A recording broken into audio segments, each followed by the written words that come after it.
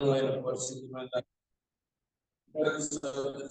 ద్రాక్షరసంలో మనం పాలు పొందే ముందుగా పరిశుద్ధ గ్రంథంలో నుండి కొలస్సీలు రాసిన పత్రిక మొదటి అధ్యాయం. కొలస్సీలు రాసిన పత్రిక మొదటి అధ్యాయము 18వ వచనాన్ని అందరం కలిసి చదువుదాం. కొలస్సీ మొదటి అధ్యాయము 18వ వచనం. సంగమును శరీరమునకు ఆయనే శ్రేష్ఠు, ఆయనకు అన్నిటిలో ప్రాముఖ్యము కలుగు నిమిత్తము ఆయన ఆది మృతుల్లో నుండి లేచుటలో ఆది సంభూతుడాయను. ప్రార్థన. దేవుని తండ్రి, పరిశుద్ధమైన దేవా, మీకు వందనాలు, స్తోత్రాలు. ఇశ్రాయేలు స్థుతుల మీద ఆశ్రయుడైన దేవుడిని మేము వందనాలు, స్తోత్రాలు. మా స్థుతుల మీద కూడా ఆశ్రయుడు అవ్వడానికి మీరు ఇష్టపడిన దేవుడిని మేము వందనాలు, స్తోత్రాలు. ఆరాధించి మీ ప్రజలను బట్టి వందనాలు. దేవుని తండ్రి, ఈ సమయంలో మీ బలను సమీపించి ముందుగా చదవబడిన లేఖన భాగాల ద్వారా నాతో మాతో మాట్లాడము. మా హృదయాలను, మా ఆత్మను, ఆ శరీరాలను పరీక్షించుకుని అయోగ్యంగా కాకుండా యోగ్యమైన నిధుల పాల్పొందడానికి సహాయం కనపరచు. దాని చదవబడిన లేఖన భాగాల ద్వారా అనేక విషయాలను ధ్యానించడానికి కృప నాకు అందుబాటులో వచ్చు. బలహీనలు బలపరచుకు, సిద్ధిచాటు బలపరచుకు, మీ పరిశుద్ధమైన రక్తం కడిగి శుద్ధీకరించు, ఆత్మ సంబంధమైన పర సంబంధంలో పొందించు. ఇదే మహిమ ఘనత ప్రభావం పొందమని యేసు ప్రభువారి అతి పరిశుద్ధమైన నామములో స్తుతించి ప్రార్థించి పడుకుంటున్నాం తండ్రి. ఆమేన్. కొలస్సీలు రాసిన పత్రిక మొదటి అధ్యాయం 18వ వచనంలో అన్నిటిలో ఆయనకి ప్రాముఖ్యము కలుగు నిమిత్తము. ప్రాముఖ్యాన్ని ఉన్నాయి. ప్రపంచంలో అనేక ప్రదేశాల్లో అనేకమైన ప్రాముఖ్యమైన విషయాలన్నీ మనం ఎరిగి, అంటే పరిశుద్ధ గ్రంథంలో ప్రాముఖ్యమైన ఆజ్ఞ ఒకటి, ప్రాముఖ్యమైన దైవజనుడు ఒకటి గురించి మధ్యాహ్న కాల సమయంలో మనం ధ్యానం చేసి మనల్ని మనం పరీక్షించుకుని యోగ్యమైన రీతిలో బలలో పాల్గొంది. ప్రాముఖ్యమైన ఆజ్ఞ సువార్త 22వ అధ్యాయము 36 నుండి చదవండి, 36 నుండి 38 వరకు. మత్తయి సువార్త 22వ అధ్యాయము 36 నుండి 38.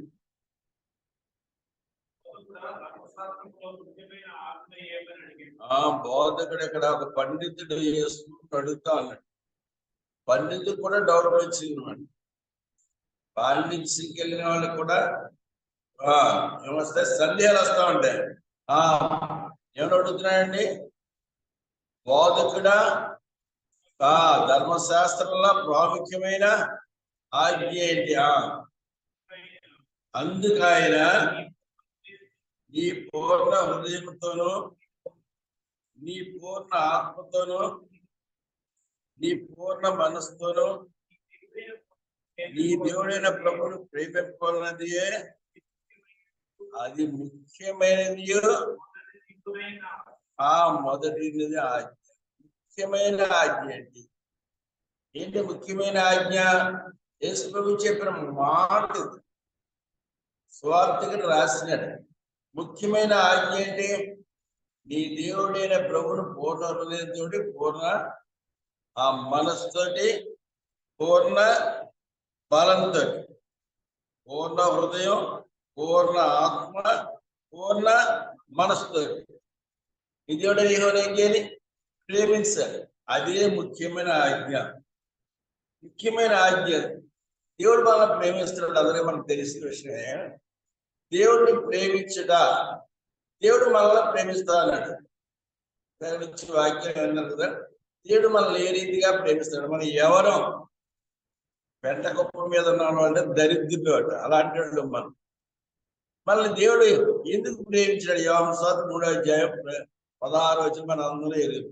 దేవుడు లోకమును ఎంతో ప్రేమించెను, మనందరినీ నిర్హేతుకముగా, ఏ కారణం లేకుండా, మనం దౌర్భాగ్యులు, దరిద్రులు, పాపాత్ములు, బలహీనం, బుద్ధిహీనం, ఎన్ని అవలక్షణాలు ఉన్నాయో అన్ని అవలక్షణాలు మనలో ఉన్నాయి. అవునా? అలాంటి మనల్ని ఎలా ప్రేమిస్తున్నారంటే 27:37 ఆ శాశ్వతమైన ప్రేమతో నేను నిన్ను ప్రేమించుచున్నాను కనుక విడువగా నీ ఎడలా కృప చూపిస్తున్నాడు. చూసిన ఆయన కృప వల్లే మనం ఇంతవరకు నేనేమయ్యన్నానా కేవలము నీ కృప వల్లనే అయ్యున్నానని ఈ పౌలు గారు చెప్తాడు. 3 మిషనరీ ప్రయాణాలు చేసిన పౌలు గారికే ఆయన ఏమై ఉన్నాడో, ఆయన ఏమై ఉన్నాడు చాలా గొప్పడని చెప్పుకుంటాడు కదా. మనైతే చాలా గొప్పని చెప్తాడు. ఈ టౌన్ అంతా సోత పండించేసామనుకోండి, అలా నేను సంవత్సరాంతా ఇంటింటికి వీధి వీధికి ఒక పత్రిక ఇచ్చేసాను, ఒక పుస్తకం ఇచ్చేసాను, ఒక పెన్ ఇచ్చేసాను. ఎంత గొప్ప చెప్తాను. ఇంటింటి స్వార్థ. మరి 3 మిషనరీ ప్రయాణం చేసినాడు. మధ్య ఆసియాలో అనేక దెబ్బలు తిని కష్టాలు వచ్చుకుని సముద్రంలో ప్రయాణం చేసి ఓడల్లో ప్రయాణం చేసి ఏమన్నాడండి, నేనేమై ఉన్నానో అది దేవుని కృపవలనే అయి ఉన్నాను. సరే, మనం ఏమంటాం? ఏమనుకుంటారు నా సంగతి అంటాం. విషయం ఏంటండి ఇక్కడ? దేవుడు ఏం చేస్తున్నాడు మనల్ని? ఏంటంటే అలాంటి మనల్ని ఏం చేశాడు? శాశ్వతమైన ప్రేమతో ప్రేమించాడు. యోహాను సువార్త 13 ఏమంటాడు చూడండి, 1వ వచనంలో ఎలా ప్రేమించాడట? తన ప్రజల్ని ఎంతవరకు ప్రేమించాడండి? అది అంతము వరకు ప్రేమించాడు. సరే, తన వారిని ప్రేమించి వారిని అంతం వరకు ప్రేమించాడు.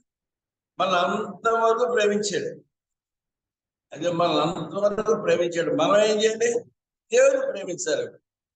రెసిప్రోకల్ అన్నమాట. దేవుడు మనల్ని ప్రేమించాడు, దేవుణ్ణి మనం ప్రేమించాలి. దేవుని ప్రేమిస్తే ఏమొస్తుంది? ఏంటి? మాకు ఒరిగేది ఏంటండి? మాకు వచ్చేది ఏంటండి? ఇదే కదా మన ప్రశ్నలు. మనకి ఏమొస్తుంది? ఇదే కదా. దేవుని ఇంటికే వెళ్తే మనకి ఏమొస్తుంది? అది ఆదివారం ప్రభు దినం ఇంటికి వెళ్తే ఏమొస్తుంది? ఇదే ప్రశ్నలు. నేను చాలా ప్రశ్నలు మన బైబిల్లో చదివాం కదా. ఏమొస్తుంది? ఏంటి ప్రయోజనం? నాకేమొస్తుంది? అది కదా. దేవుని ఇంటికి వెళ్తే మనకేమొస్తుంది? అదే ఇప్పుడు చదువుతున్నాం. మనకి ఏమొస్తుందో అదే చదవబోతాను. దేవుని ప్రేమించాలి. దేవుని మనం ప్రేమిస్తే మనకి ఏమొస్తుంది? అసలు దేవుని ప్రేమించడం అంటే ఏంటి అని తెలుసుకోవాలి. దేవుని ప్రేమించడం అంటే ఏంటి? మనుషులు ప్రేమించడం అంటే ఇది మనకు తెలుస్తుంది. వాళ్ళ ఆయన నేను ప్రేమిస్తానని దాంట్లో అర్థం ఉంటుంది. ఆయన గొప్పవాడు కాబట్టి, ధనికుడు కాబట్టి, విద్యావంతుడు కాబట్టి, శాస్త్రవేత్త కాబట్టి, గుణవంతుడు కాబట్టి, బలవంతుడు కాబట్టి, మంచి ప్రవర్తన గలవాడు కాబట్టి బ్రదర్ ఆ బ్రదర్ నేను ప్రేమిస్తున్నానంటే దానికి ఒక అర్థం ఉంటుంది. అవునండి. పలానా వ్యక్తిని మనం ప్రేమిస్తామంటే ఆయనకున్న యోగ్యతలను బట్టి మనం ప్రేమిస్తున్నాం. అబ్రహాం లింకన్ గారి నేను ప్రేమిస్తున్నాను బ్రదర్. ఎందుకంటే కింద స్థాయి నుంచి పై స్థాయి వరకు యునైటెడ్ స్టేట్స్ ఆఫ్ అమెరికా కానీ యుఎస్ అన్ని ఏంటంటే ఏం చేశాడు? ఆయన పరిపాలించిన ప్రెసిడెంట్ గారండి. సరే, అలాంటి వ్యక్తిని మనం ప్రేమిస్తానికి గొప్పగా చెప్తాం. అయితే దేవుని మనం ప్రేమిస్తాం. దేవుడు మనకు కనపట్టు కదా. దేవుడు ఎవరండి? దేవుడు కనపడతాడా? అదృశ్య స్వరూపి, సర్వసృష్టికి ఆది సంభూతుడు. దేవుడు ఆయన ఎవరో చూడలేదు. ఎందుకంటే సమీపంపురాని దేశంలో అమరత్వము కలిగిన వాడు. మరి దేవుడు మనం ఎలా ప్రేమిస్తున్నాం? ఎలాగా రుజువు? రుజువు ఎలాగంటే దేవుని ప్రేమించినంటే ఎలాగ రుజువు అంటే కీర్తనలో 47వ అధ్యాయం, కీర్తన 40వ అధ్యాయము, కీర్తన 40వ అధ్యాయం. దేవుని ప్రేమించడం అంటే ఏంటి చదువుతాం. 40వ అధ్యాయం 16 వచనం. నిన్ను వెతుకువారందరూ నిన్ను నిలిచి ఉత్సహించి సంతోషించుదురు గాక. నీ రక్షణ ప్రేమించేవారు ఆయన రక్షణని ప్రేమించాడు. అతను దేవుడు రక్షకుడు అనే అనుభవం కలిగిన వాళ్ళు. అవునా? ఆ అనుభవంతో మనం ఆరాధన చేస్తాం. దేవుడు ఎవరో దేవుడు రక్షకుడు. ఎవరికి రక్షకుడు?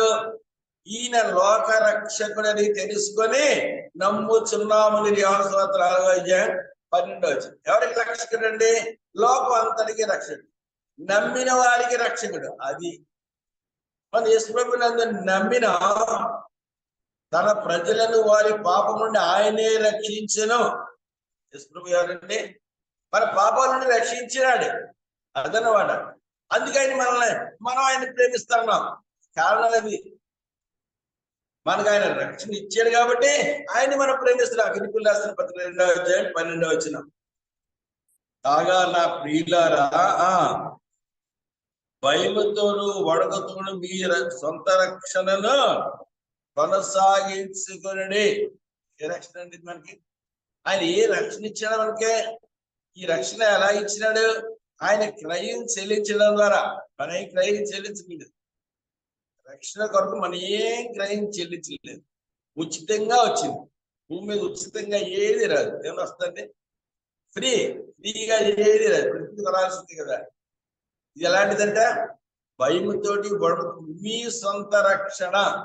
సొంత రక్షణ అంటే ఎవరు నమ్మితే వాళ్ళకే రక్షణ, ఎవరు పాపాలు క్షమించబడితే వాళ్ళకే రక్షణ. ఇది రక్షణ అనేది వ్యక్తిగతమైనది. మన తండ్రి మన రక్షణ పొందితే మన కుటుంబ సభ్యులకు కానీ, మన బంధువులకు కానీ, మన అన్నదమ్ములకు కానీ, మన అక్క చెల్లెలకు కానీ, మన కూతురుకు కానీ, మన కోడలకు కానీ, మన అన్నదమ్ములకు కానీ రక్షణ చెల్లదు, వాళ్ళకి రాదు. ఎవరి రక్షణ వ్యక్తిగతమైనది. అందుకని ఏమన్నాడు ఇక్కడ ఫిలిప్పీ 2:12 సొంత రక్షణ. ఆ రక్షణ మనం ఏం చేస్తున్నాం? ప్రేమిస్తున్నాం. సామెతల 22:5. దేవుని ప్రేమించడం అంటే ఏంటి చదువుతున్నాం. ఆయన రక్షణ ప్రేమిస్తున్నాం. రెండవది సామెతలు 22:11, సామెతలు 22:11 ఆ హృదయ శుద్ధిని ప్రేమించు రాజు స్నేహితులు. మనకి స్నేహితులు కావాలి, అవునా?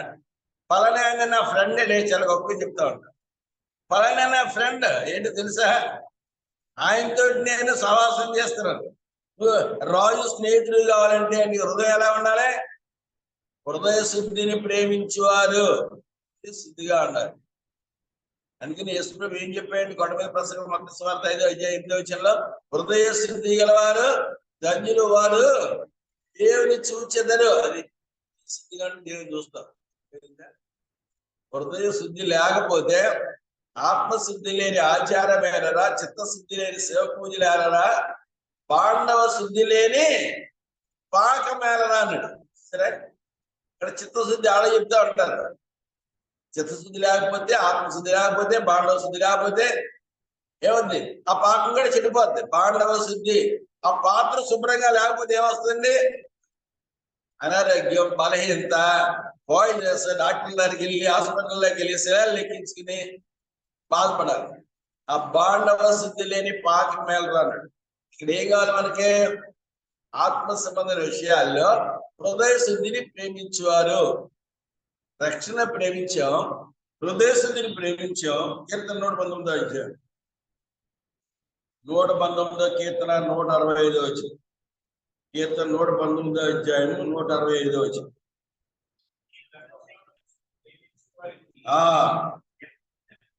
నీ ధర్మశాస్త్రం ప్రేమించేవాడికి ఏముందండి? ఎంతో నెమ్మది ఉంది. మనిషికి నెమ్మది కావాలంటే, సమాధానం లేకుండా కావాలంటే, సంతోషం కావాలంటే ఎవరిని ప్రేమించాలి? ధర్మశాస్త్రం, దేవుని యొక్క వాక్యాన్ని ప్రేమించాలి. దేవుని వాక్యాన్ని చదవాలి, దేవుని వాక్యాన్ని వినాలి, దేవుని వాక్యాన్ని గైకొనాలి. ఈ ప్రవచన వాక్యంలో ప్రకటన 1:3 ఏమంటాడు? ఇక్కడ చివరి వచనం, చదువువాడు వినివాడు దాన్ని గైకొని వారు ధన్యుడు. నువ్వు ఆశీర్వదించబడాలంటే దేవుని వాక్యాన్ని చదవాలి, యెహోవా ధర్మశాస్త్రం దివారాత్రులు ధ్యానించేవాడు ధన్యుడు అన్నాడు. సరే, ఇందాక కీర్తన 113 సూర్యోదయం మొదలుకొని సూర్యాస్తమయం వరకు స్తుతించదగిన నామం. అంటే ఇప్పుడు వచ్చి ఆరాధనలోకి వచ్చి మర్చిపోయారు. సూర్యోదయం మొదలుకొని సూర్యాస్తమయం వరకు ఇక్కడ ఏమంటాడు?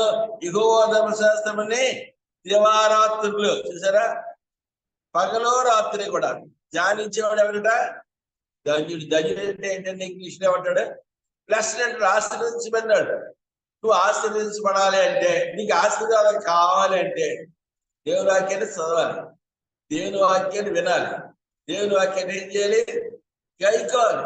అప్పుడు నీకు నీ వ్యక్తిగత జీవితంలో నీకు ఆశీర్వాదం వస్తుంది. ధర్మశాస్త్రాన్ని ప్రేమిస్తాను, హృదయ స్థితిని, దేవుని వాక్యాన్ని ప్రేమిస్తున్నాం, హృదయ స్థితిని ప్రేమిస్తున్నాం. ఎవరు? వీళ్ళందరూ రక్షణ పొందినాళ్లే.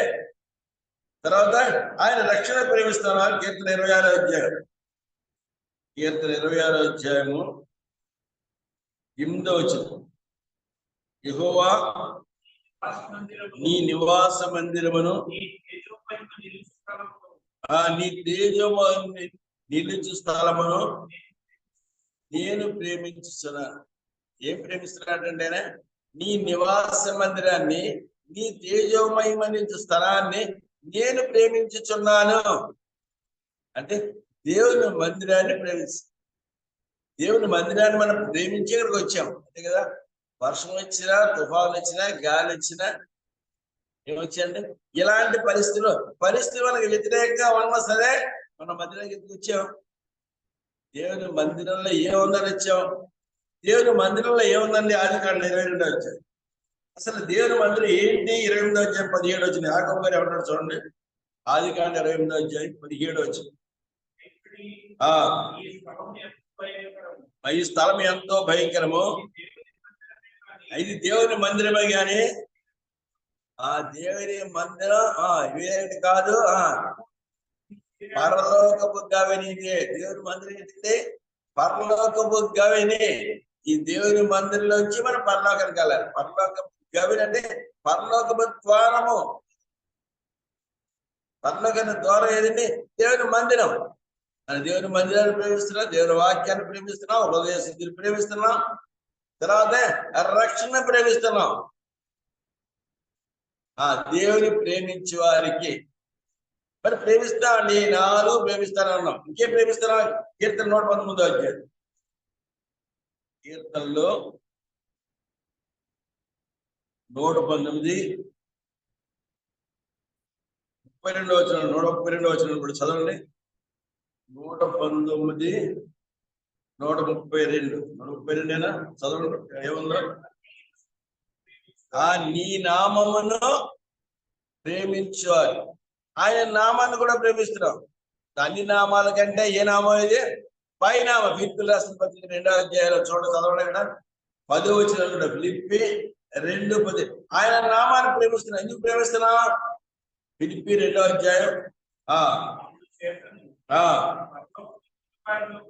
సరే, పరలోకమందు ఉన్న వారిలో కానీ, భూమి మీద ఉన్న వారిలో కానీ, అది భూమి కింద ఉన్న వారిలో కానీ, అది ప్రతివాని మోకాలను అది యేసు నామమును పొందినట్లును ప్రతివాని నాలుకయు తండ్రి దేవుని మహిమార్థమై యేసు ప్రభువు అని ఒప్పుకున్నట్లును అధికముగా హెచ్చించి ప్రతి నామమునకు, ప్రతి నామానికి పైనామం ఉన్నట్టు. ఇక్కడ పైన ఆకాశం మీద కానీ, క్రింద ఉన్న భూమి మీద కానీ, భూమి కింద ఉన్న నీళ్లలో కానీ, అన్ని నామాల కంటే పైనామాన్ని యేసు ప్రభు కలిగి ఉన్నాడు. ఆ నామంలో మనకి ఏం దొరికింది? రక్షణ దొరికింది. అవునా? అన్ని నామముల కంటే పైనామం.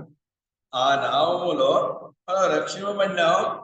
ఆయన యెహోవా నామం సామెతలు 18:10 చదివారు కదా మీరు. యెహోవా నామం ఏంటట? బలమైనందుకు నీతిమంతులందరూ పరిగెత్తి సురక్షితంగా ఉంటాడు. మంచిది. సరేనండి కదా. మేము రక్షణ ప్రేమిస్తున్నాం, హృదయ శుద్ధిని ప్రేమిస్తున్నాం, దేవుని వాక్యాన్ని ప్రేమిస్తున్నాం, దేవుని మందిరాన్ని ప్రేమిస్తున్నాం. అయితే మాకు వచ్చేది ఏంటి? దేవుని ప్రేమించే వారికి ఆయన రోమీయులకు రాసిన పత్రిక 8వ అధ్యాయం. దేవుని ప్రేమించే వారికి ఏం కలుగుతుందంటే రోమా 8:20. అది దేవుని ప్రేమించే వారికి, ఆయన సంకల్పించిన పిలువబడి వారికి అది పేరు కలుగుటగా సమస్తమైన సమకూడి జరుగుతున్నవని చెప్పసిన పౌలు అక్కడ సంఘానికి, రోమాలో ఉన్న సంఘానికి తెలియజేస్తున్నాడు. ఆయన పరిస్థితులు రాస్తా ఉన్నాడు. దేవుని ప్రేమించే వారికి మేలు కలుగుటగా. ఏంటది? దేవుని ప్రేమిస్తే, ఆయన రక్షణ ప్రేమిస్తే, హృదయ శుద్ధిని ప్రేమిస్తే, ఆయన మందిరాన్ని ప్రేమిస్తే, ఆయన వాక్యాన్ని ప్రేమిస్తే ఏంటి మేలు కలుగుతుంది? కీర్తన గ్రంథం 97 అధ్యాయం 91:14-16 చదవండి. అతడు నన్ను ప్రేమించుచున్నాను కనుక, చూసారా, నువ్వు ఆయన ప్రేమిస్తే అతడు నన్ను ప్రేమించున్నాడుగా. దేవుడిని ప్రేమించాడు. ఏం చేస్తారా? ఆయన ప్రేమిస్తా ఉన్నావు. అతను నన్ను ప్రేమించున్నాడు కనుక ఏం చేస్తాడు? నిన్ను చూసారా, తప్పిస్తాడు. నిన్ను కీన్ నుండి, అపాయం నుండి, ప్రమాదాల నుండి ఏం చేస్తాడు? నిన్ను తప్పిస్తాడు. తప్పించడం లేదా? ఎవరైనా తప్పించాడండి? తప్పించాడా లేదా? అందరూ తప్పిస్తాడు. చేప కడుపులోంచి బయటికి తెచ్చాడు. పరికెట్టి అది మింగేసాడు. వాతాపవాదం జీర్ణం అంతే, జీర్ణమైపోయాడు. చేప కడుపులోనే తప్పించాడు. అలా అనేకమైన దైవజనులు తప్పించాడు. చదువుతున్న తర్వాత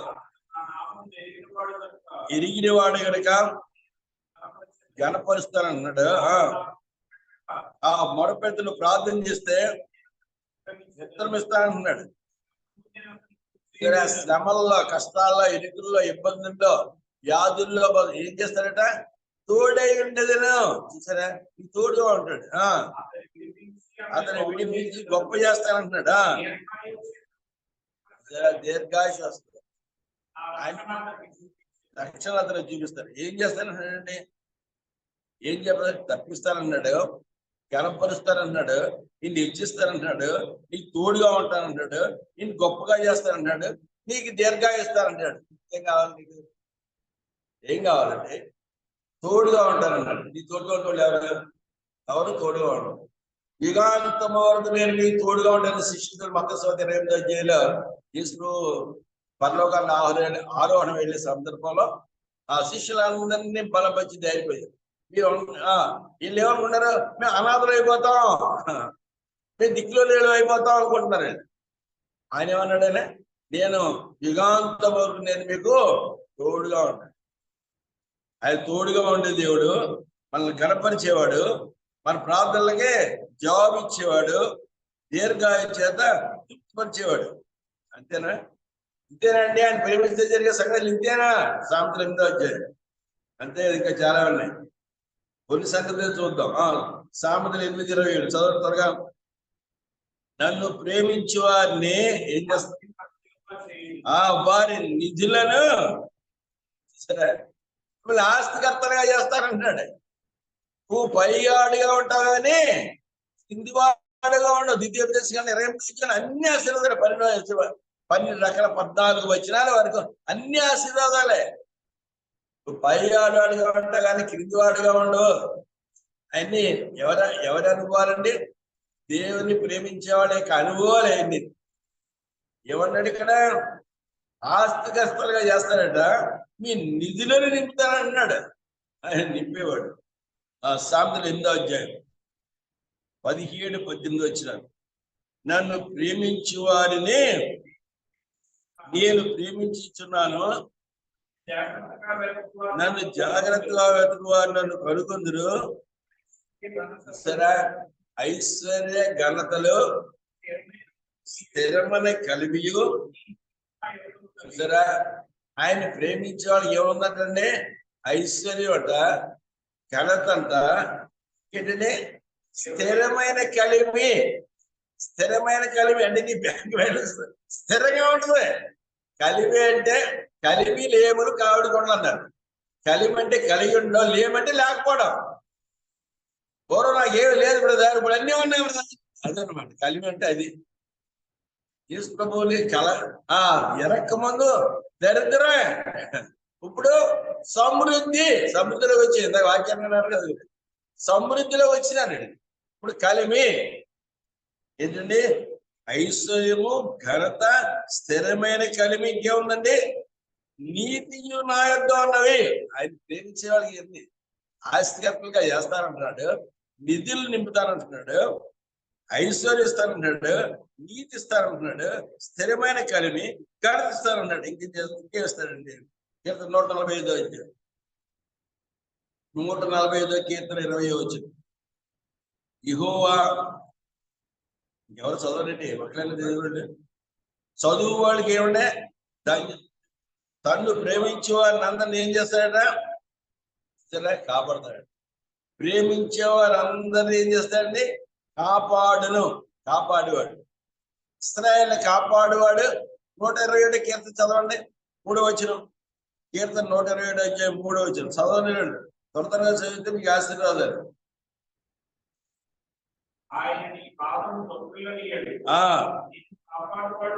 చూసారా, నిన్ను కాపాడువాడు కునుకుడట. చూసారా, మన కురికినా నిద్రపోయినా మన గురకనిట్టే సరే ఆయన మాత్రం కొనకడంట, నిద్రపోవడం. అవునా? వీళ్ళందరూ సముద్రంలో ప్రయాణం చేస్తున్నారు. ఎవరికి? ఆ శిష్యులందరూ సముద్రంలో ప్రయాణం చేస్తారు. దేని మీద? నావలో ప్రయాణం చేస్తారు వీళ్ళందరూ. ఆ పడవలో ప్రయాణం చేస్తారే నీళ్ళు ఎన్ని వచ్చినాయండి? అది పడవలకు వచ్చేసి గులుపు. ప్రభువా నశించిపోతున్నా, నీకు చింత లేదా అన్నారండి. కేకలేస్తారు. నశించిపో, నీకు చింత లేదా? నేను మిమ్మల్ని గురించి చింతించున్నాను, మీ చింత యావత్తు నా మీద. యేసు ప్రభు ఉన్నాడని సాగితే వీళ్ళకి తెలియదు, ఆయన మీద ఏంటి లేదండి.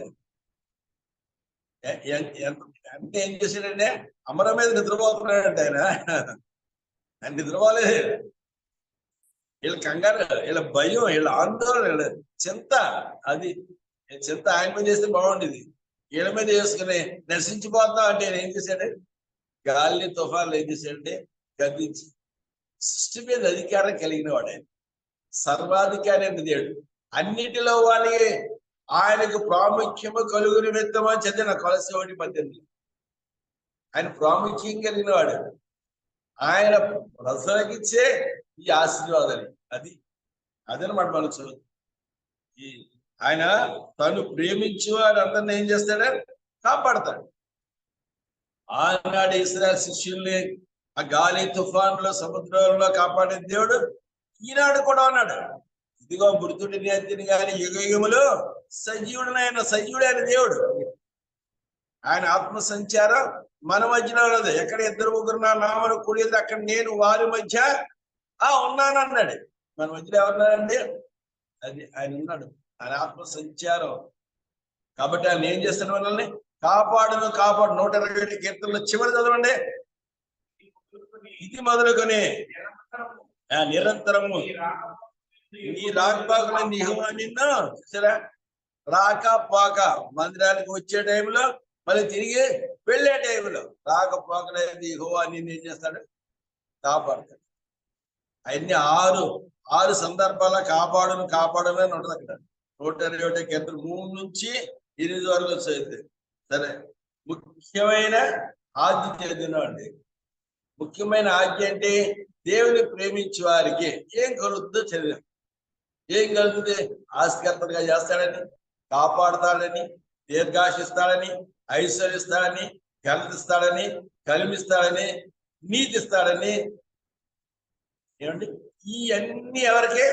దేవుని ప్రేమించేవాడు. నువ్వు దేవుని ప్రేమిస్తేనే సరే. దేవుని ప్రేమించిన ఒక వ్యక్తిని గురించి చదువుతాం. దేవుని ప్రేమించిన ఒక వ్యక్తి, ఒక ప్రాముఖ్యమైన వ్యక్తి.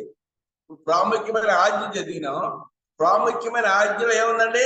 దేవుని ప్రేమించాలని ఉంది. నువ్వు దేవుని ప్రేమిస్తే, మనుషుని ప్రేమిస్తే కాదు, దేవుని ప్రేమిస్తే ఏం కలుగుతుందో మనం చదివినాం.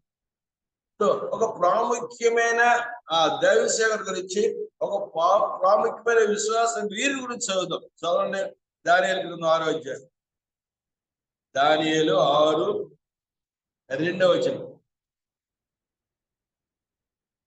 మొదటి నుంచి చదవండి. తన రాజ్యం అంతటి పైన అధిపతిగా ఉన్నట్టుగా 108 అధిపతులు నియమించెను. దర్యావేశ ఇష్టమైన వారి పైన 3 ప్రధానులుగా నియమించెను. ఆ 3లో అది దానియేలు 3. ఇక్కడ దర్యావేషు యొక్క బబులోను రాజ్యాన్ని పరిపాలించే రాజు చరిత్రని చదివినాము. ఆ రాజు గారి ఆస్థానంలో ఎంతమంది అధిపతులు ఉన్నారంటే 120 మంది అధిపతులు ఉన్నారు.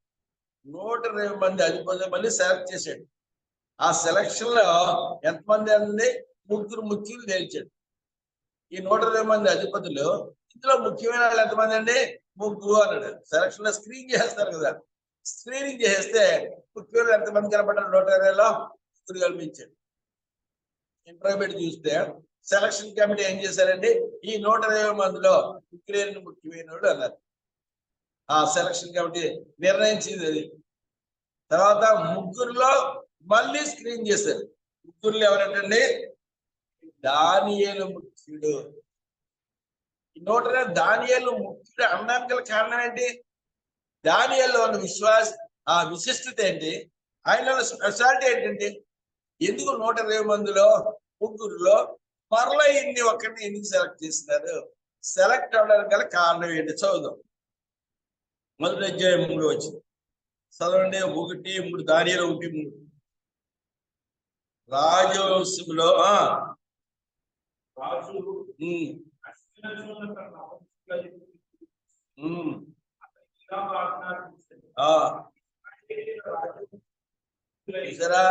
ఇశ్రాయేలు రాజవంశంలో ముఖ్యుడు ఎలాంటి వాడండి? దానియేలు ఎలాంటి వాడు? లోపము లేని సౌందర్యము. మనకు కొంచెం సౌందర్యం ఉంటే చాలు, కొంచెం అందం ఉంటే చాలు. భూమి మీద కాదు, భూమికి ఆకాశానికి మధ్యలో నడుస్తూ ఉంటాం. నన్ను చూడండి, నా సోకు చూడండి. ఇది ఏమైందంటే లోపము లేని సౌందర్యము. ఒక చెయ్యి పడుకుంటే ఒక కాలు కొరస. మనకి ఏంటంటే మనకి ఎన్ని అవలోపాలన్నా సరే మన సౌందర్యంగా కనబడటానికే మనం ఎన్నో ప్రయత్నాలు చేస్తా ఉంటాం. అవునే కదా? పొద్దున్న నుంచి మధ్యాహ్నం దాకా ఏం చేస్తారా అంటే సౌందర్యం అంటే అని బ్యూటీ పార్లర్లోకి వెళ్ళి బ్యూటీ పార్లర్కి వెళ్తేనే కానీ ఆ సౌందర్యం రాదు మనకే. దీనికేముందండి? లోపము లేని సౌందర్యము. ఎక్కడ ముఖం ఎలా ఉండాలి, జుట్టు ఎలా ఉండాలి, ఉండవలసిన నూరు ఎలా ఉండాలి, ముఖ్య అవయవాలన్నీ ఎలా, పంచేంద్రియాలు ఎలా ఉండాలో అలా ఉన్నాయి. లోపము లేని సౌందర్యం కలిగిన వాడు. ఇంకేముందండి? ఆయనలో సకల విద్యా ప్రవీణత. అన్ని విద్యల్లో ఏముంటుంది? స్పెషలిస్ట్ అండి. సకల విద్యా ప్రవీణుడు. చూసారా? సకల విద్యలు వచ్చినాయి. అంటే మనకి ఫిజిక్స్ వస్తే కెమిస్ట్రీ రాదు, కెమిస్ట్రీ వస్తే మ్యాథ్స్ రాదు. చూసారా? స్పెషలైజేషన్. ఇందులో స్పెషలిస్ట్ బ్రదర్ ఈయన ఐ స్పెషలిస్ట్ అండి. ఆయన ఎవరో హార్ట్ స్పెషలిస్ట్ అండి. ఈయన ఎవరండి? స్కిన్ స్పెషలిస్ట్ అండి. స్కిన్ స్పెషలిస్ట్ ఒకడు, ఐ స్పెషలిస్ట్ ఒకడు, హార్ట్ స్పెషలిస్ట్ ఒకడు. అన్నిటిలో స్పెషలిస్ట్ ఎవరండి? దానియేలు గారు. చూసారా? అన్నిటిలో సకల విద్య ప్రవీణుడు. ప్రవీణుడు అంటే శ్రేష్టమైనడు. సకల విద్యలు వచ్చినాయి. బయాలజీ వచ్చినా బయాలజీ వచ్చింది, బాటనీ వచ్చినా బాటనీ వచ్చింది, కెమిస్ట్రీ వచ్చినా మనకి బయాలజీ వస్తే బాటనీ రాదు, బాటనీ వస్తే కెమిస్ట్రీ రాదు, కెమిస్ట్రీ వస్తే ఫిజిక్స్ రాదన్నా. ఫిజిక్స్ వీక్ అన్నా, ఫిజిక్స్ లో మార్క్స్ తక్కువ అన్నా. ఫిజిక్స్ లో స్పెషలైజేషన్, కెమిస్ట్రీలో స్పెషలైజేషన్, ఇంజనీరింగ్ లో స్పెషలైజేషన్. ఇంజనీరింగ్ లో ఎన్ని బ్రాంచ్లు ఉన్నాయండి? అబ్బో చాలా బ్రాంచ్లు ఉన్నాయి రాజకీయ కాలేజీలో. అవునా? ఎన్నో బ్రాంచ్లు. ఒక బ్రాంచ్కి ఒక బ్రాంచ్ సంబంధం. అందులో స్పెషలిస్ట్ అన్న ఆయన. ఈ అన్న కంప్యూటర్ లో స్పెషలిస్ట్ అన్న ఆయన. ఇందులో ఇంకో దాంట్లో ఆయన స్పెషలిస్ట్ అన్నా. సరే, ఈయన సకల విద్యల్లో ప్రవీణ్. తర్వాత తర్వాత జ్ఞానము కలిగి. ఏ జ్ఞానం అది? దైవికమైన జ్ఞానం, మానవ జ్ఞానం కాదు. తర్వాత చూసారా? తత్వజ్ఞానం తెలుసు. ఎన్ని లక్షణాలు ఉన్నాయండి దీనిలో? ఇళ్ళ లోపం లేని సౌందర్యం అంట, సకల విద్య ప్రవీణం అంట, జ్ఞానం అట, తత్వజ్ఞానం తెలిసిన వాడు. దానియేలు గ్రంథం. ఈలో స్పెషాలిటీ ఏంటో చదువుతున్నాం అంటారు. చూసారా? దానియేలు ముఖ్యుడు అన్నందుకు గల కారణం ఏంటంటే ఎన్ని లక్షణాలు ఉన్నాయి కాబట్టి ఆయన ముఖ్యమైన వాడే. దానియేలు 1వ అధ్యాయం 8వ వచనం. ఆ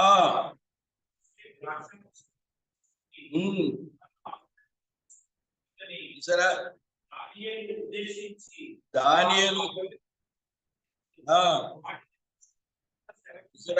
పవిత్రత విషయంలో ఏ విధమైన రాజీ లేనివాడు. దానియేలు కదా 2వ అధ్యాయం 16 వచ్చింది. 2:16.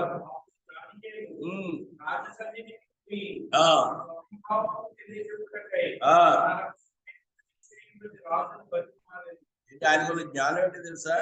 జ్ఞానం కలిగిన వాడు చదివాను కదా, ఏంటంటే కళ వస్తుందట, కళ భావం కూడా చెప్తాడంట.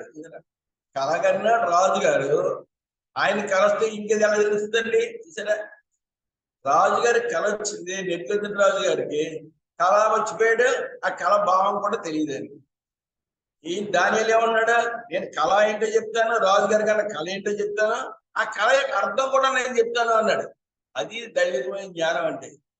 దానియేలుకున్న స్పెషాలిటీ ఏంటంటే తర్వాత 5వ అధ్యాయం 2వ అధ్యాయం దానియేలు 2వ అధ్యాయం 19వ వచనం.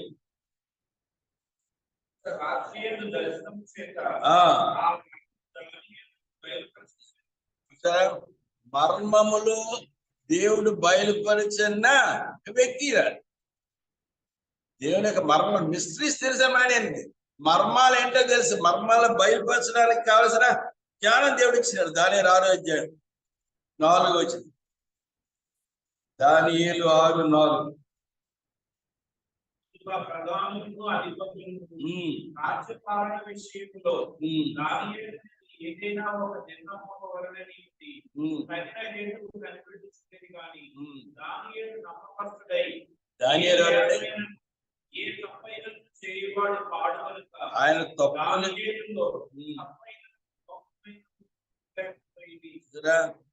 తప్పు లేదంట, లోపం లేదంట. అంటే ఏ లోపము లేనివాడు, మర్మాలు ఎరిగిన వాడు, తర్వాత ఆ స్థానంలో నమ్మకస్తుడు.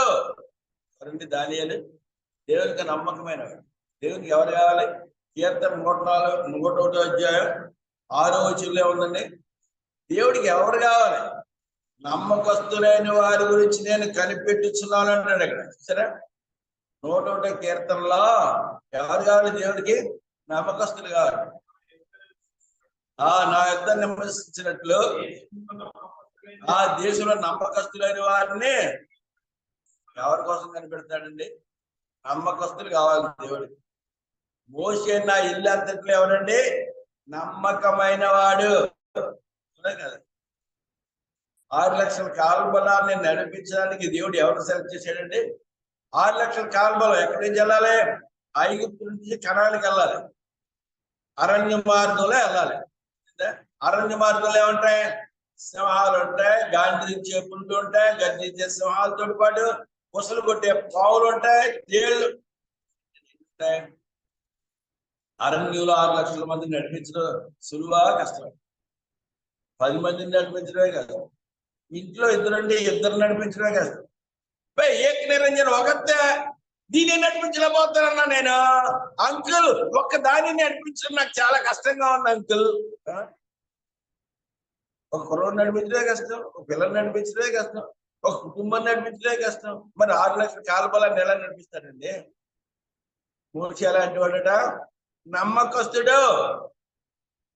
నమ్మకమైన వాళ్ళు నడిపించడానికి దేవుడు ఏమిస్తాడండి? సామర్థ్యం ఇస్తాడు. నువ్వు నమ్మకమైన వాడు అయితే నువ్వు కూడా నడిపించడానికి దేవుడు నీకు ఏమిస్తాడు? సామర్థ్యం ఇస్తాడు. దానియేలు 6వ అధ్యాయం 10వ వచనం. దానియేలు 6:10 చదవండి.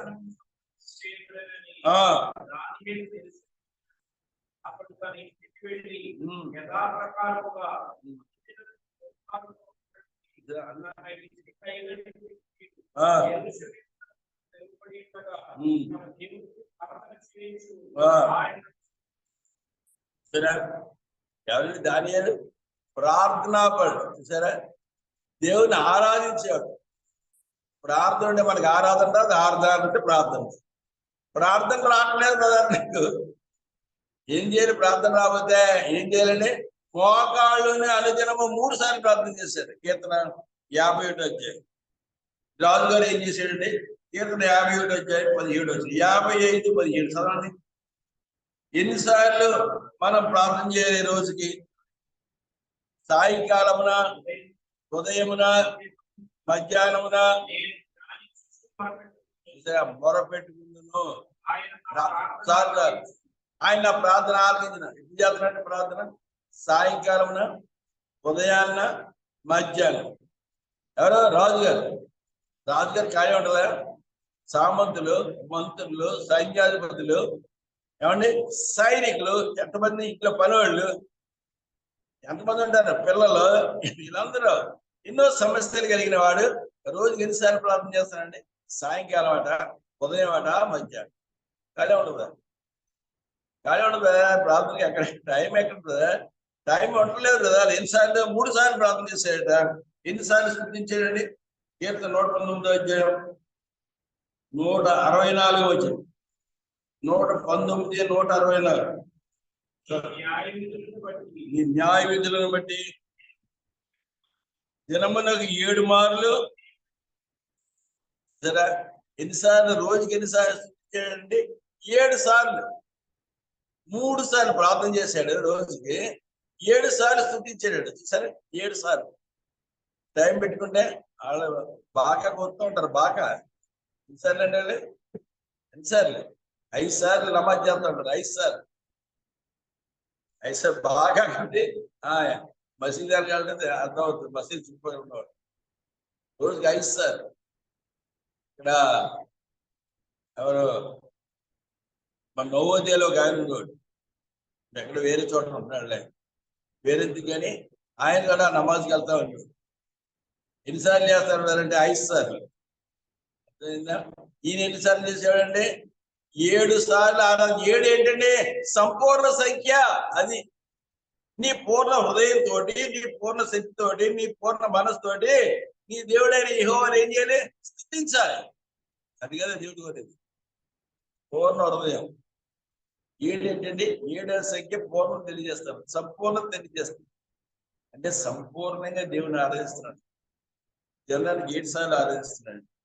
దానియేలులో ఉన్న విశిష్టత ఏంటంటే 6వ అధ్యాయం 9వ వచనం, 6వ అధ్యాయం 3వ వచనం చదవండి. దానియేలు 6:3. చూసారా? అతి శ్రేష్టమైన బుద్ధి కలిగిన వాడు. ఏమండి? ఆయన బుద్ధిమంతుడు అంటే చాలండి. పలానా ఆయన అంటే చాలా బుద్ధిమంతుడు అండి, పలానా అమ్మాయి చాలా బుద్ధిమంతురాలండి. చూసారా? ఈయనకి ఏముందండి? ఏ బుద్ధి ఉంది? శ్రేష్టమైన బుద్ధి, అతి శ్రేష్టమైన బుద్ధి. అంటే బుద్ధిలో సూపర్లేటివ్ డిగ్రీ అనమాట. అంటే ఆయన్ని మించిన వాళ్ళు ఆ సంస్థానాల్లో బుద్ధిమంతులు ఎవడో లేరన్నారు.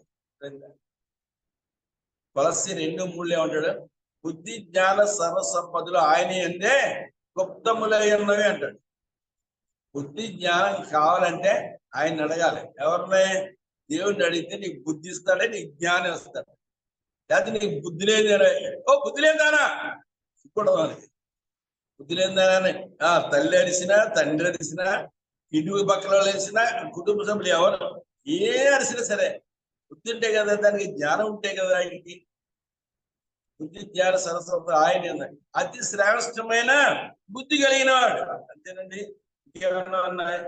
దానియేలు 6వ అధ్యాయం. ఆయన శ్రేష్టమైన సరే ఎందుకు ప్రాముఖ్యమైన వాడు దానియేలు? 6వ అధ్యాయం 23వ వచనం.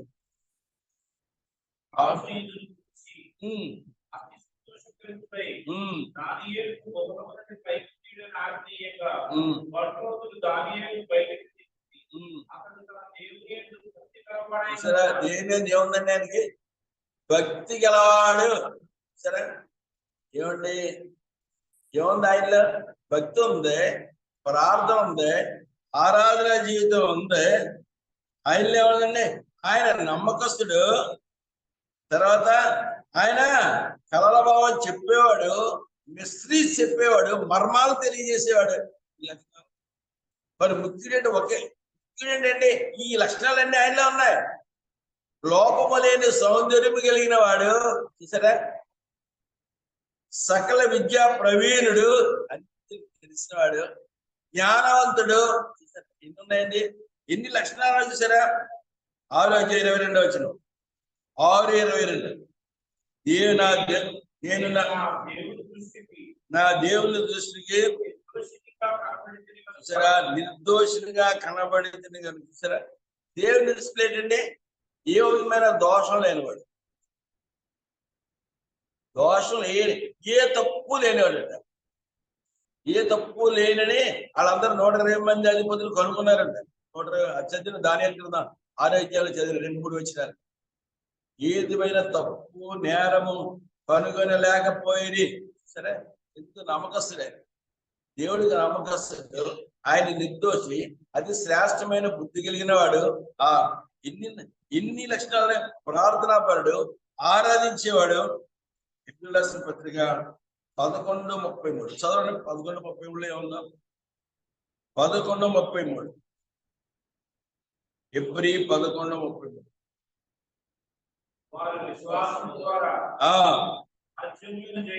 విశ్వాసం ద్వారా రాజ్యములు జయించింది, నీతి కార్యము జరిగించింది, వాగ్దానాలు పొందితే, సింహాల నోళ్ళు మూసారు. సింహాల గుహలో పడితే, సింహాల గుహలో పడిస్తే ఏం చేశారండి, సింహాలు ఏం చేసినాయి, నోరు మూసుకున్నాయి. సింహాలు నోరు మూసుకుంటాయా, ఎప్పుడు దొరుకుద్దా అని పట్టుకోవడానికి చూస్తాయి, గర్జిస్తాయి. అవి గర్జించగానే ఆ జంతువులన్నీ పరిగెడతా ఉంటాయి. అప్పుడు ఏదైతే వీక్గా దాన్ని పట్టుకుని ఆహారంగా తీసుకుంటాయి. అలాంటి సింహాలను ఏం చేసేటండి, నోరు మూసుకుంటున్నాయి. విశ్వాస వీరుల జాబితాలో లిఖింపబడ్డాడు. ఎబ్రీ 11:33 చదివాం కదా. ఎబ్రీ 11:33లో విశ్వాస వీరులు అన్నారు. వాళ్ళ విశ్వాసం ద్వారా రాజ్యాలను జయించారన్నాడు. గొల్యాతుని ఎలా జయించాడు, ఇతడు బాల్యం నుండి విద్యాభ్యాసము చేసిన వాడు గొల్యాతు. బాల్యం నుండి విద్యాభ్యాసం విలువిద్యలో ప్రావీణ్యుడు ఎవరండి, గొల్యాతు. ఇతడు బాలుడేంటి, గొల్యాతు మీద యుద్ధం చేయడం ఏంటి, ఎలా వెళ్ళాడు యుద్ధం మీదకి, యుద్ధము యెహోవాదే అన్నాడు. అంటే ఏమన్నా, ఎవరి మీద పెట్టాడు విశ్వాసం, దేవుని మీద పెట్టాడు. విశ్వాసము కట్టి దాన్ని కొనసాగించాడైనా యేసు వైపు చూస్తూ, ఆయన వైపు చూసి యుద్ధానికి వెళ్ళాడు. చూసారా, గొల్యాతు వైపు చూస్తే యుద్ధం చెయ్యలేడు, దేవుని వైపు చూసి యుద్ధానికి వెళ్ళాడు. అప్పుడు గొల్యాతుని జయించగలిగాడు. అంటే ఏంటి, దాని అర్థం ఏంటి, విశ్వాసం వీరుడు అనమాట. ఎవరు, దానియేలు. చదివేసి ముగించేద్దాం. దానియేలు 7వ అధ్యాయం 7వ అధ్యాయం 1వ వచనం చదవండి. బబులోను రాజును బెల్షస్సరు పరిపాలనలో మొదటి సంవత్సరమున దానియేలు దర్శనములు కలిగి, సరే, దర్శనాలు కలిగిన వ్యక్తి. విజన్ ఉంది, ఇంకొక విజన్, దర్శనములు కలిగిన వాడు. దానియేలు గ్రంథం 6వ అధ్యాయం కాకుండా 7వ అధ్యాయం నుంచి 12వ అధ్యాయం వరకు చదవడం. మీరు ఇంటికి వెళ్ళిన తర్వాత 7 నుంచి 12 వరకు చదివితే ప్రకటన గ్రంథంలో ఏవైతే రాయబడినాయో జరగబో సంగతులు, భవిష్యత్తులో ఈ భూలోకంలో ఉన్న ప్రజలకి ఏం జరుగుతుందో అవన్నీ కూడా 7 నుండి 12 అధ్యాయాల వరకు ఉన్నాయి. అంటే 6 అధ్యాయాలు మీరు చదివితే అందులో ప్రకటన గ్రంథంలో ఏదైతే రాయబడినాయో దాని గ్రంథంలో అయ్యే కూడా చదవండి. దర్శనాలన్నీ దేవుడు దానియేలుకు బయలుపరిచాడు. దర్శనాలు ఎన్ని చేస్తుంది సార్, అతి శ్రేష్టమైన బుద్ధి అన్నాం, ప్రార్థనాపరుడన్నాం, ఆరాధించే వ్యక్తి అన్నాం, విశ్వాస వీరుడన్నాం, నమ్మకస్తుడన్నాం. ఏంటంటే ఎన్ని లక్షణాలు కలిగిన వాడు. అందుకే దానియేలు ముఖ్యుడు. ముఖ్యమైన ఆజ్ఞ చదివినాం మనం. ముఖ్యమైన ఆజ్ఞ ఏంటండి, దేవుని ప్రేమించుట. రెండోది ముఖ్యమైన వ్యక్తి ఎవరండి, దానియేలు. మనం పరీక్షించు, ఈ ముఖ్యమైన ఆజ్ఞ దేవుని ప్రేమిస్తున్నావా? ఇలాంటి దానియేలు లక్షణాలు కలిగి ఉండడానికి మనం కూడా ప్రయత్నం చేద్దాం. నేను పరీక్షించుకోవాలి, మీరు పరీక్షించుకోవాలి. అర్థం, మనకి ఇది విశ్వాస పరీక్ష. బలంలో పాలు పొందే వాళ్ళకి విశ్వాస జీవితంలో పరీక్ష. దానియేలులో ఇన్ని లక్షణాల పవిత్రత ఉంది. ఆయనలో ఏముందండి, ఆయనలో ఏముంది, నమ్మకత్వం ఉంది, శ్రేష్టమైన బుద్ధి ఉంది, ప్రార్థనా జీవితం ఉంది, ఆరాధనా జీవితం ఉంది, విశ్వాస వీరుడు.